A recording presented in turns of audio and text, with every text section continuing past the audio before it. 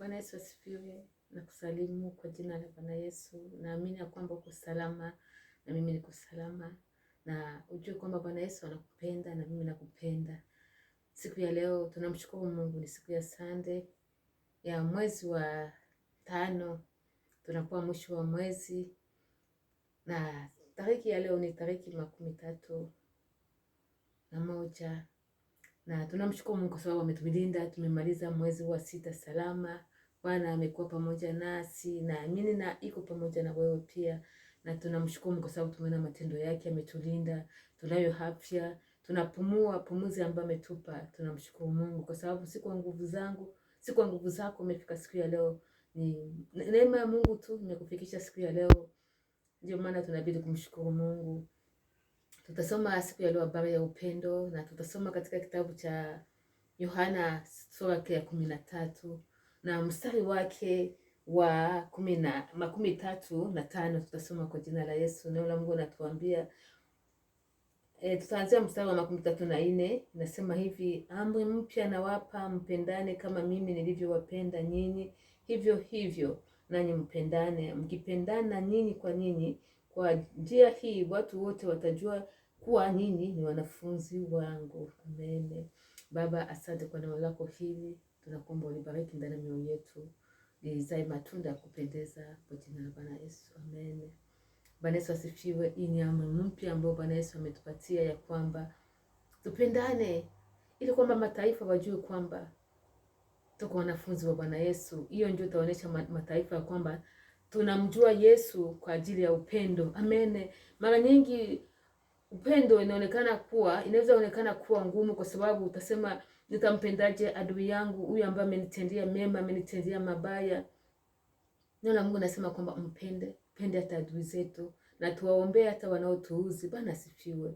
Ukijua hiyo siri ya upendo, utaona gisi gani, utaona mkono wa Mungu katika maisha yako. Bwana asifiwe. Kwa sababu Biblia inasema kwamba kwa sababu Mungu ameupenda ulimwengu akamtoa mwanawe, ili kwamba kila anayemwamini asipotee bali awe na uzima wa milele.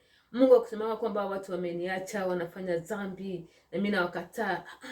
Amekuja ili kwamba afe kwa ajili yetu sisi ambao tulikuwa wenye dhambi, akakufa kwa ajili ya dhambi zetu, yeye ambaye hakufanya dhambi. Bwana Yesu, Bwana asifiwe. Na ni upendo mkuu sana huo ambao ametuonyesha sisi, ili kwamba na sisi tupate kupendana. Bwana asifiwe.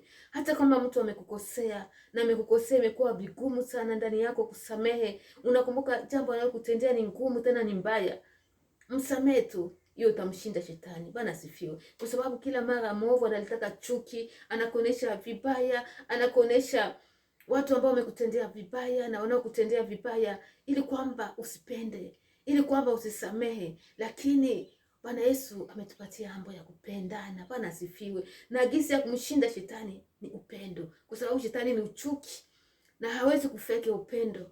Ndani yake mna chuki tu na mna laana na mabaya.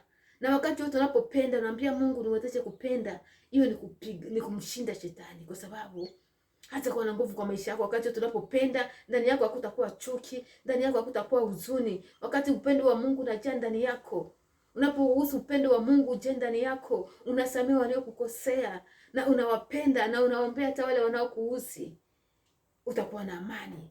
Bwana asifiwe. Wakati wote unapokuwa una upendo ndani yako, kutakuwa na amani ndani yako, kutakuwa na msamaha ndani yako. Amen. Na hautakumbuka mabaya, kwa sababu Biblia inasema kwamba upendo unafunika wingi wa dhambi, unafunika mabaya. Bwana asifiwe. Wakati wote unapokuwa na upendo wa Mungu ndani yako, utashinda. Amen. Utashinda dhambi, kwa sababu muovu mara nyingi anatumiaga sana vivunja moyo, chuki, ili kwamba ukasirike, ili kwamba usiweze kuabudu Mungu katika roho na kweli. Lakini unaporuhusu upendo wa Mungu uje ndani yako, namwambia Mungu, nijaze upendo wako. Bwana Yesu, gisi umesema kwamba tupendane, nashindwa, lakini uniwezeshe kupenda. Atakuwezesha kupenda, atakuwezesha kusamehe, na roho wa Mungu atakutia nguvu ili kwamba upate kuendelea. Bwana asifiwe.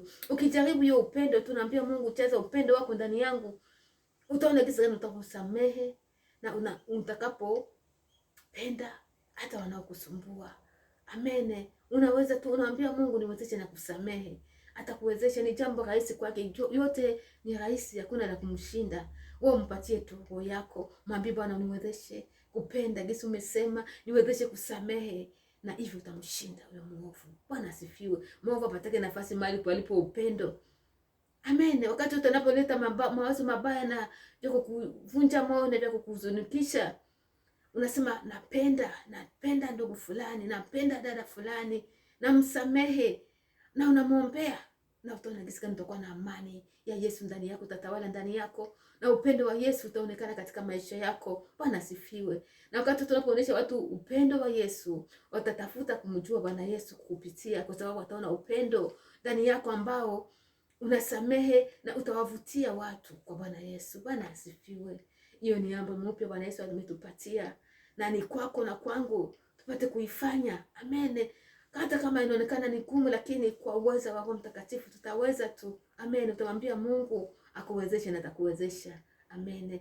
Tupendane kama vile Bwana Yesu ametupenda, na mataifa watajua kwamba sisi ni wanafunzi wake. Hiyo ndio itawavutia watu kwa Bwana Yesu, watakapoona upendo wetu, upendo wa Bwana Yesu ndani yetu, ndani ya mioyo yetu, ndani ya maisha yetu. Naamini kwamba neno hilo litazaa matunda ndani ya moyo wako, ndani ya maisha yako, na utaona upendo wa Mungu utazidi kuonekana katika maisha yako. Mungu akubariki na uwe salama, na kutakia wiki njema ya baraka, ya mafanikio ndani ya Bwana Yesu, hadi hapo tutakapoonana tena. Bwana akubariki na kupenda, na Bwana Yesu anakupenda. Usisahau hiyo. Amen.